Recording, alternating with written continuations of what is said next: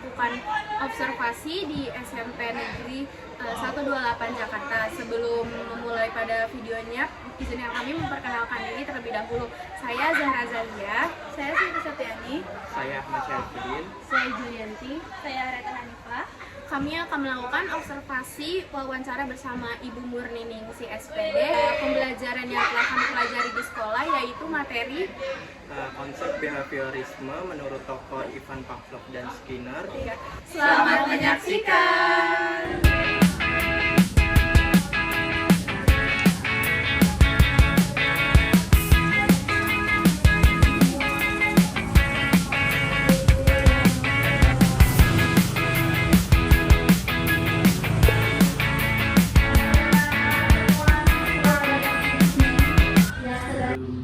Kami dari mahasiswa Universitas Negeri Jakarta, Fakultas Ilmu Sosial dan Hukum, Program Studi Pendidikan Ilmu Pengetahuan Sosial. Pada kesempatan kali ini kami ingin mewawancarai Ibu Murni selaku guru IPS SMPN 128 Jakarta mengenai yang sudah kita pelajari dalam mata kuliah perkembangan peserta didik, yaitu terkait apa aja sih yang kita perlu lakuin untuk mengetahui perkembangan peserta didik di khususnya tuh di jenjang SMP. Sebelumnya perkenalkan, nama saya Ahmad Syarifudin, bisa dipanggil Syarif. Perkenalkan, saya Siti Septiani, biasa dipanggil Siti. Perkenalkan, ibu saya Reta Hanifah. Perkenalkan, ibu saya Julianti. Perkenalkan, ibu saya Zahra Zalia. Kami mengadakan 10 pertanyaan untuk nanti kita coba bareng-bareng. Andaikan nanti kurang jelas bisa saya minta tolong untuk saya. Tapi kalau bisa dijelaskan, kita jelaskan. Boleh pertanyaannya? Mungkin saya mau dulu, Bu. Mungkin saya mau bertanya dulu perihal latar belakang ibu. Nah, kira-kira ibu ini memang berlatar belakang dari lulusan prodi pendidikan IPS kah, atau dari prodi lain tapi memutuskan untuk mengajar IPS? Kalau untuk jurusan saya memang saya background dari IPS itu, memang dari prodinya juga IPS. Saya berlatar belakang dari S1-nya IPS Ekonomi. Kira-kira boleh tahu nggak ibu, kenapa ibu memutuskan untuk mengambil IPS Ekonomi, dan kenapa sih ibu mau gitu ngajar sebagai guru IPS? Motivasinya tuh apa? Gitu ya. Kalau sepertinya kalau kita mau flashback ke belakang, karena memang umurnya kan dari SMA jurusan IPS, untuk nilai akademik yang IPA, matematik kayaknya kurang gitu ya. Terus makanya memutuskan untuk ambil kuliah IPS Ekonomi. Itu menjiwai banget ya, kayaknya senang banget itu. Terus kenapa sih kok pengen jadi guru gitu? Sepertinya kayaknya tuh kalau kita punya ilmu gitu pengen banget, apalagi setelah setahun 2 tahun jadi guru, semakin gimana, semakin oke aja gitu. Sampai detik ini oke banget jadi guru gitu. Pokoknya menjiwai banget deh gitu soal jadi guru. Kenapa? Motivasi banget. Kayaknya kita bergumul dengan anak-anak itu kayaknya bikin tambah kita itu tambah, bukan berarti kita guru yang harus selalu benar, tapi kadang-kadang anak itu bercerita itu kadang kita perlu dengar juga, jadi pembelajaran juga gitu. Berarti memang awalnya dari ketertarikan ibu sendiri ya? Iya, tertarik banget sama guru gitu. Lalu kira-kira nih ibu, selama mengajar IPS tuh apa aja strategi yang udah ibu lakuin buat pembelajaran itu semakin efektif gitu? Karena memang ya kalau kita itu mengajar IPS itu kayaknya hanya bercerita mulu gitu ya. Kalau bercerita mulu anak-anak, untuk apalagi anak Gen Z sekarang nih, kayaknya kurang kayak dongeng, kurang masuk gitu ya. Jadi kadang-kadang umur nih muter video, terus kadang-kadang untuk presentasi anak-anak, kita kenalkan anak-anak untuk browsing sendiri, dibikin video sendiri, dipresentasikan sendiri. Itu kemungkinan lebih menarik daripada guru cerita oh di sana gunung meletus. Kalau anak-anak mencari sendiri, oh gunung meletus itu seperti apa, videonya seperti apa, dipresentasikan, itu lebih menarik.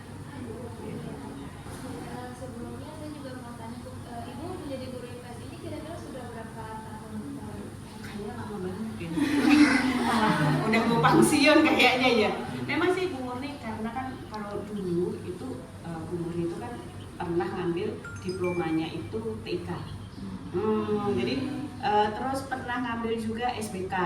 Jadi Bu Murni memang sih kalau IPS sendiri kemungkinan Bu Murni 10 tahun belakangan ya, atau 11 tahun. Karena pernah menjadi guru TIK 7 tahun, pernah jadi guru SBK 7 tahun, terus ke sini hampir 10-12 tahun lah ya jadi guru IPS. Nah, waktu sebelum IPS menjadi IPS terpadu, Bu Murni pernah menggeluti menjadi IPS ekonomi. Tapi karena sekarang kan IPS menjadi terpadu nih, ada geografi, ada sosiologi ya kan. Jadi tapi kan di SMP belum ada sosiologi nih. Adanya hanya geografi, ekonomi, sama sejarah.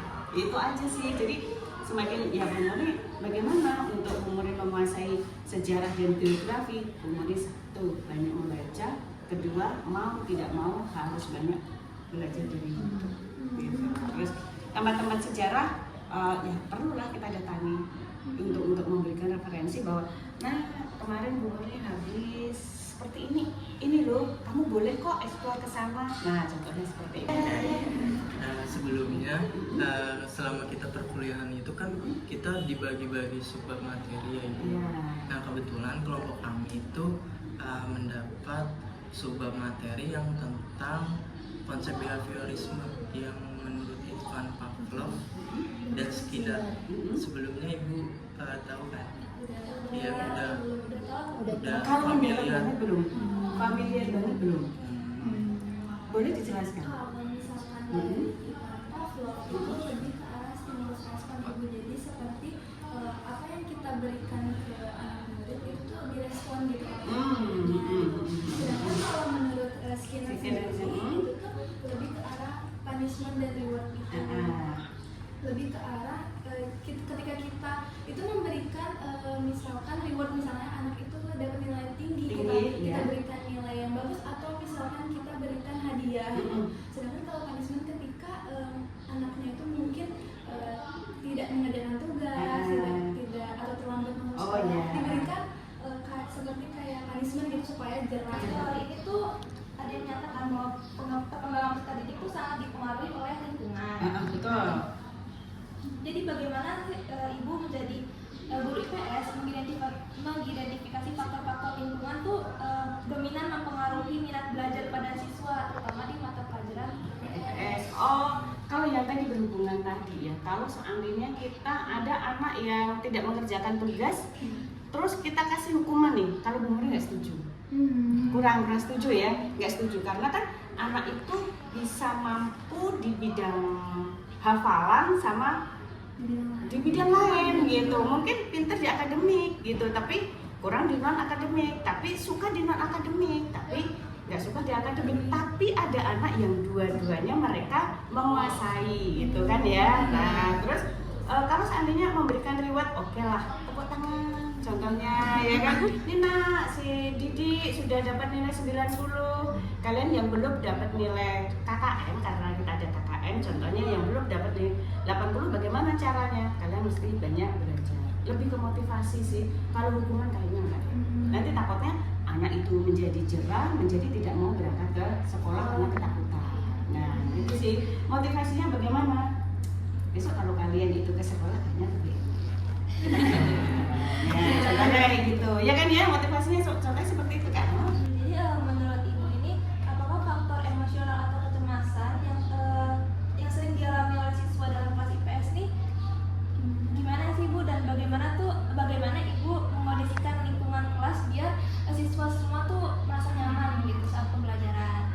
Yang pertama, kita pastikan ada yang namanya untuk kita memberikan, nah dari rumah gimana, apa kabarnya, kalian apa baik-baik saja, bahagia kan, sudah makan kan, nggak mungkin dong langsung masuk kelas, tahu-tahu buka buku, tahu-tahu, nah kemarin mana? Bu Muri udah ngasih tugas apa belum? Kan nggak gitu kan ya. Nah, bagaimana hari ini kalian sudah sarapan? Baik-baik saja? Nah, contohnya seperti itu, ya kan ya. Terus membagi kelompok itu rasanya penting banget agar supaya anak-anak itu paham bahwa mereka itu harus selalu bekerja sama. Terus nanti kan per kelompok itu dia akan tahu mengenal nih atas kelompoknya. Atau ada anak nih yang mengatakan, Bu, saya nggak cocok nih sama kelompok ini. Kan ada tuh, ada anak yang begitu. Kan dia akan menjadi tadi walaupun kita kasih stimulus yang kayak apapun, kalau dia tidak nyaman, ini kan coba di sini coba di ini sama Bu Muna kayak apa sih? Boleh nggak dibacakan? Enggak, aku separuhnya aja. Contohnya kan seperti itu nih. Coba di teman-teman diam dulu, nggak usah ini dulu. Kasih kesempatan untuk membaca contohnya agar supaya dia tidak merasa diasingkan. Terus dia diberi semangat bahwa kamu bisa. Kamu bisa, ayo coba dulu, kamu bisa. Contohnya seperti itu. Jadi memang Ibu membiasakan sebelum pembelajaran tuh ada bertanya kepada murid-murid dulu bagaimana keadaannya, biar nggak terlalu tegang. Ya. Terus Ibu dalam pembelajaran tuh penerapan SPG itu nggak Bu? Ya. Pernah suatu saat itu kan kita beda-beda ya bikinnya. Bisa dengan nama buah, bisa dengan nama hewan. Terus bisa saja kita menggunakan tepuk tangan. Bisa dengan gaya apapun yang pasti itu positif. Itu pasti di awal belajar dan di akhir belajar. Oh berarti setiap di awal atau di akhir, nggak di pertengahan gitu ya? Di pertengahan kayaknya kurang, kayaknya Murni belum pernah melakukan. Belum pernah. Pokoknya kalau di awal anak-anak kan kadang-kadang kita bersemangat nih, ya kan. Terus nanti kan di akhir itu kan dia juga harus bersemangat lagi supaya mengurangi rasa kantuk, rasa jenuh gitu kan. Kadang-kadang kan jenuh gitu 2 jam kita depan mereka gitu kan. Itu sih. Dan selama ini kalau penerapan dari SPG sendiri itu cukup efektif nggak Bu untuk apakah siswa itu jadinya kurang fokus kah dalam belajar? Jadinya cuma nunggu SPG-nya doang nih gitu Bu. Kayaknya enggak deh. Mereka bersemangat nih. Seandainya tapi kita sebagai guru memang harus memberikan variasi ya. Yang tadi Bu Muri bilang, sebetulnya nanti nama buah atau besok nama-nama hewan. Bu, boleh nggak Bu kita yang bikin? Boleh gitu. Terkelompok boleh nggak Bu? Boleh gitu. Tapi mereka langsung set. Nah, gitu. Keren pokoknya itu, keren. Seandainya tepuk tangan 1, diam. Tepuk tangan 2. Kayak contoh kayak gitu kan dia fokus atau tidak gitu kan. Contohnya seperti itu sih. Efektif sih, Bu Muri suka. Bagaimana sih cara ibu itu mengatasi peserta didik yang menunjukkan tuh perilakunya tuh yang kayak kurang disiplin, terus kurang aktif dalam pembelajaran PIPS? Gimana caranya? Karena sekolah negeri itu kan bolehnya ada siswa ABK. Tahu ada ABK ya kan ya? Itu kan bukan kita tidak menerima, namanya kita anak ABK satu. Ada anak ABK itu yang kurang fokus, kurang menyerap pelajaran, tapi ada juga anak ABK yang agak pusing, jadi mengganggu teman yang lain gitu ya. Tapi untuk yang normal itu biasanya Bu Muri memberikan waktu 2 menit untuk mungkin kepanjangan ya. 1 menit untuk diam dulu nak, tunggu dulu nak gitu. Berarti ibu kayak misain yang kurang aktif dan yang aktif apa tetap digabung? Tetap dicampur sih, tetap dicampur agar supaya yang kurang aktif tadi bahwa kamu tuh kayaknya kalau ini yang berisik apa yang aktif dalam hal positif nih? Yang berisik misalnya Yang berisik kan, mengganggu temannya kan. Nah, tuh lihat nih, teman-teman kamu kan diem nih, kenapa jadi kamu berisik sendiri? Kamu jadi mengganggu temennya yang pengen benar-benar pengen belajar nih gitu. Kemungkinan kalau anak Gen Z itu kan kalau dikasih tahu agak keras banget juga nggak bisa. Ya kan?